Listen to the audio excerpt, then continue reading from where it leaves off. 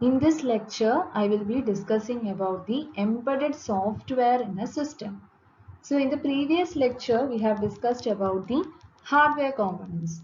So in this section, I'll tell about the software in a system, that is the details of a final machine implementable software. Obviously, we are having some certain codes. We are converting it to a final machine implementable software.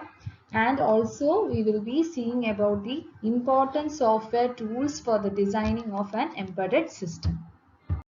Now, coming to the embedded software into a system. Now, the software program code or the instruction code, we can call it as a brain of a embedded system.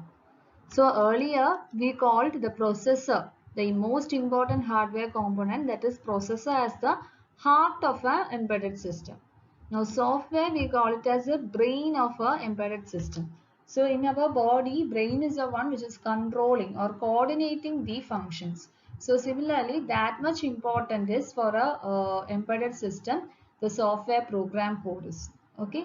Now, when we are speaking of the software, we have to understand a very important term, and we have to keep in mind about this particular term, that is a ROM image.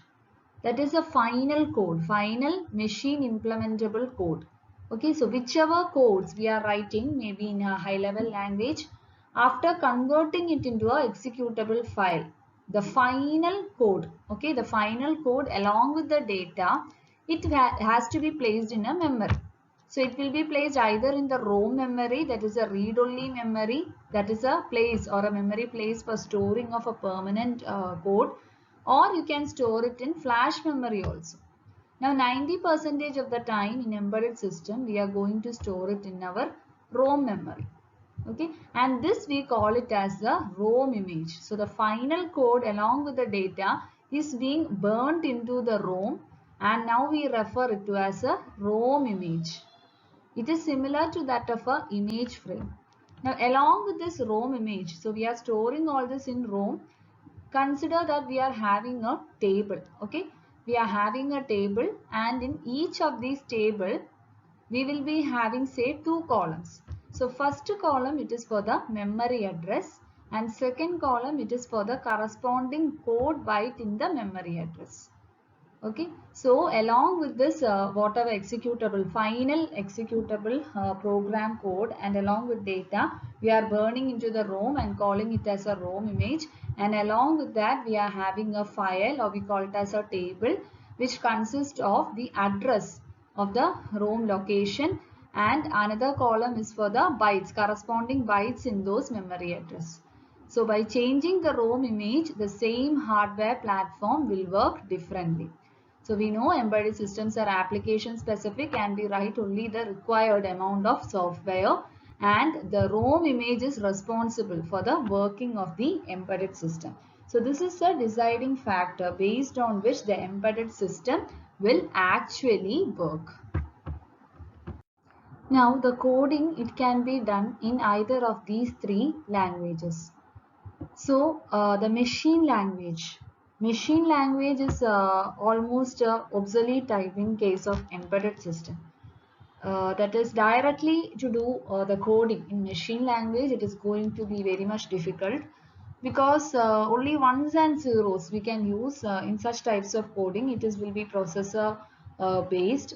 Okay, so based upon which when we do the machine based coding, so we have to define the bytes which is corresponding for each memory address for a program, and it is done only in specific situations. Because of its complexity, it's time consuming, and the programmer, they have to understand the processor instruction set, corresponding machine codes, etc. So machine coding, it will be most primitive type consisting of only zeros and ones.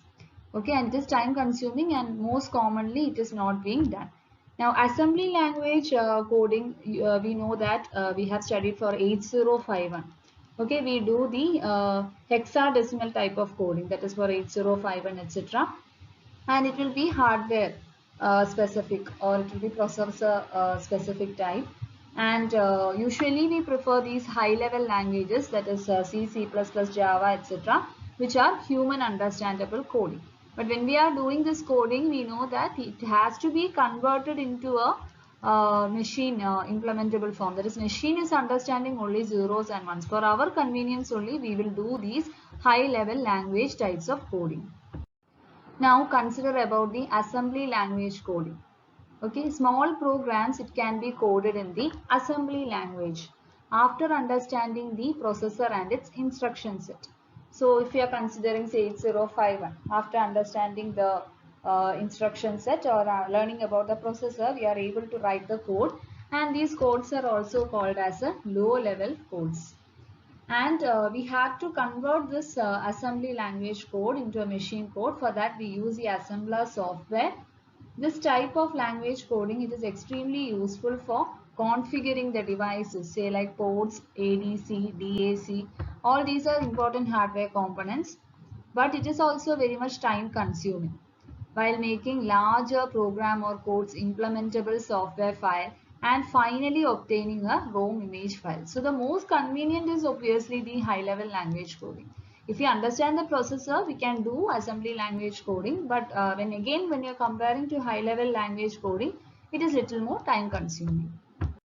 Now in this slide, I will be explaining the process of converting an assembly language. That is, if we are having an assembly language, we obviously have to convert it into a machine code for finally obtaining what?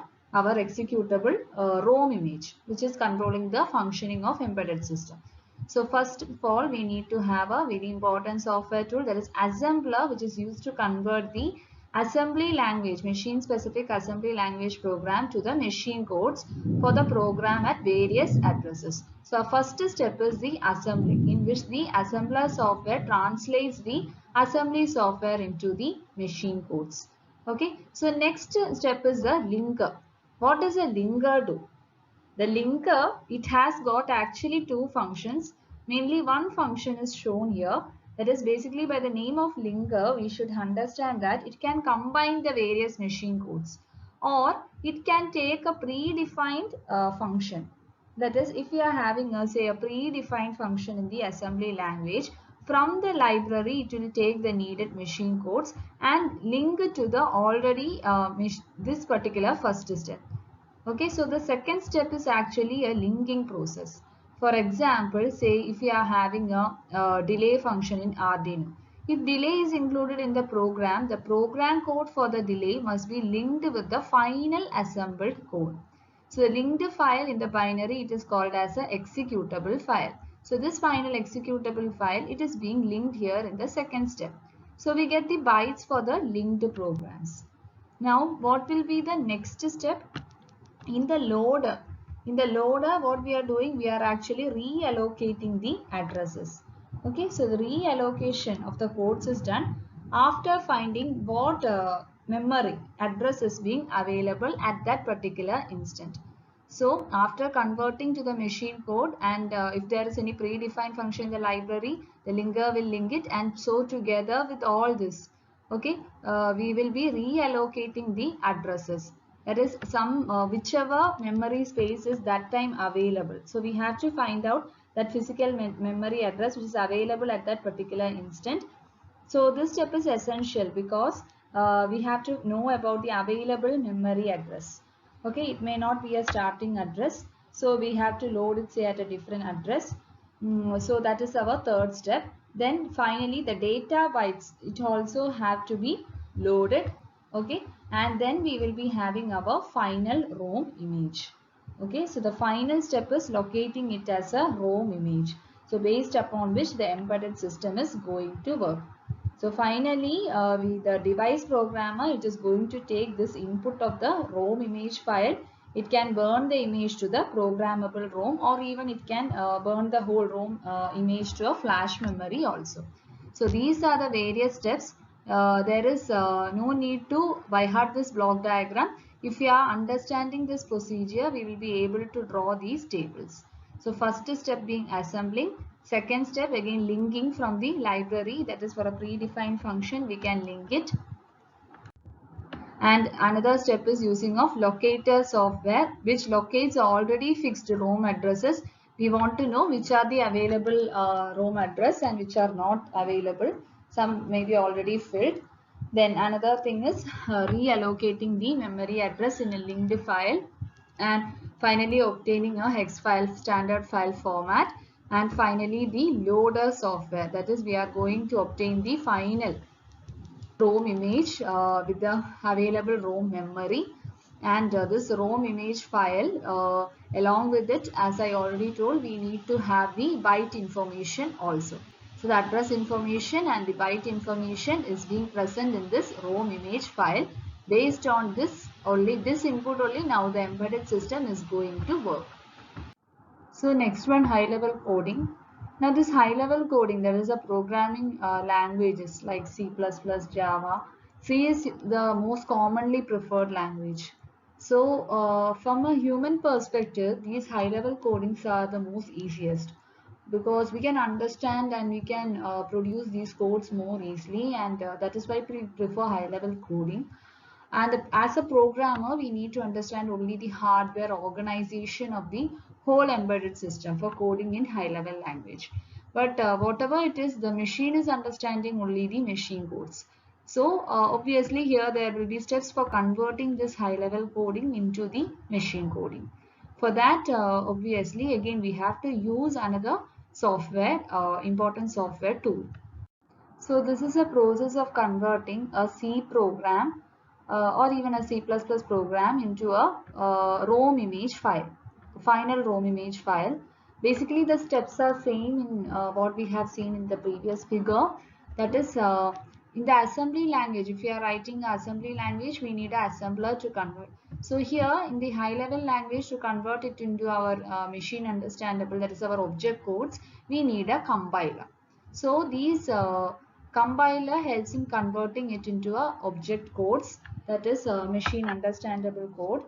And then what we'll be having, we will be having a linker.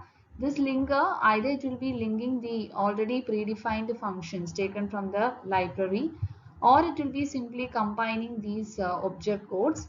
And finally we will be having relocating the address, and the locator, every time the system it is running, the locator tool, it will help in identifying whichever memory space is available at that particular moment and which one is getting filled. So finally, along with these codes and data, it will locate at a new address and we get a executable ROM final image. Okay, so these are the steps. Basically the steps are one and the same.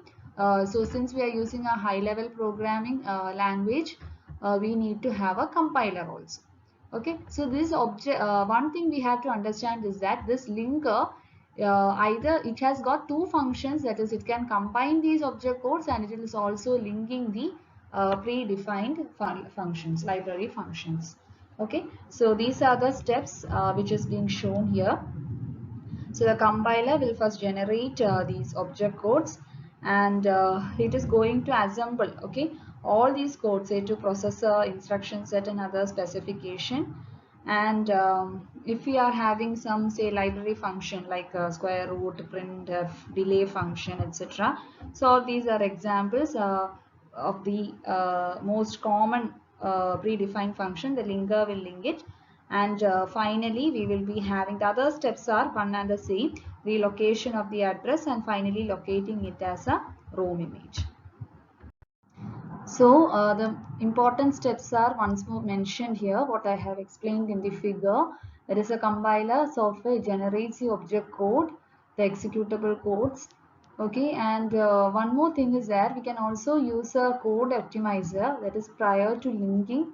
The compiler can use code optimizer, which can remove the unnecessary or redundant variables or steps written in the program, since the program is a high level language program.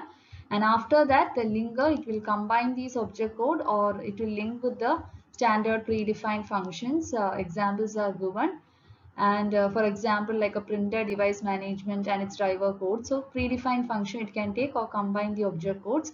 Then after linking the other steps, it is same as that in the assembly language conversion figure which we have explained. So we have seen about the conversion, okay, the three types of coding and converting it into a final ROM image. Now the next important section is the software tools which we use in embedded system. Now before that we have to understand the terms of device driver and device management is there in operating system. Now while designing the embedded software, we have to basically consider two type of devices, that is a physical device and virtual device. The physical device, they include a keypad, printer, display unit, etc. Okay, all those what we actually see, the physical devices. Virtual devices sometimes we may not be aware of. For example, we consider a file. It will be a record with a stream of bytes or words, or if say two devices are communicating, there may be a pipe for sending and receiving of bytes. So all those are virtual devices we call. And this device drivers and device manager software, they are also needed in a system. So the real-time operating system is which in the embedded system work, they include these device drivers and device manager to control and facilitate the use of the number of physical and virtual devices in a system. So when we are speaking of a device driver, okay, the device driver, it is a software which is being written in a high level language. It can be a C program. It controls the functions or actions of a device, such as the opening of the device, connecting the device to other devices, or we can write or close the device, etc. So each of the device driver software, it can access all these parallel port, serial port, keyboard, mice, disk, etc. Okay, so we are having a definite set of rules which is going to tell us that how we should communicate. For example, when we are connecting our USB to the USB port, there also some protocol is actually being working. Okay, so how to respond to each and every devices when we are connecting a mouse, when we are connecting USB. So all those are basically certain rules being managed by protocols also. So we have to understand that it is these device drivers and the device manager which tells us how to communicate, how to have these connection between the physical devices, virtual devices, etc. So basically a device driver, it has got three functions, that is initialization of a device by placing the appropriate bits at the control register of the device. So the initialization is being done, and also in the case of interrupt, it will call the interrupt service routine, that is by setting of the flag, a status flag in the status register of the device for running the interrupt service routine, and then resetting the status flag after the interrupt service is being completed. So these are the three functions which is being performed by a device driver. And device manager, it provides the code for detecting the presence of the devices, for initializing and testing that these devices are present. So if the devices are present, to initialize it, and also for allocating the addresses, okay, for the various devices, and including codes for detecting any collision between these if any. There is suppose say two devices, okay, they are going to simultaneously, they are going to access to one task. So that cannot be allowed, isn't it? The collision may occur. Okay, for example, you consider that two system, it is sharing a common printer. Okay, so at a time only one system can have access to a printer. At the next moment only another access will be given. Okay, there may be several protocols like carrier sense, multiple access protocols for all this. So we are not going to details of that, but understand that it is these device manager which will prevent any such collision. At any one time it will have access. The device will be having say access only to one particular task at a time. And also we must understand these virtual devices, it will also have addresses which will be allocated by the manager. So there is an execution difference for our embedded system when we are comparing to general purpose computer. We know in case of general purpose computer, we will simply type our whatever program language code, we type in this editor window, we will compile, and we will link and run the load and run the program, we get the result. But in case of embedded, as we know the concept, we are going to embed this software into our ROM memory of our target hardware. So we have to type the code, we have to use compiler, assembler, then we have to use linkers, and then we have to locate it, that is assign the memory address to code and data, and then we have to execute, that is the final the ROM image is being copied to the target processor, and reset operation is being performed. Okay, so these much extra steps, that is there is a particular software execution difference when you're comparing this general purpose computer and embedded system. So next, another important part of the software embedded in a system is the important software tools which we'll be using in embedded system. So these are some of the commonly and most required software tools which we have to use. And now, while understanding the conversion of a assembly language or a high level language program into the machine code, we have seen what is a assembler, compiler, linker, loader.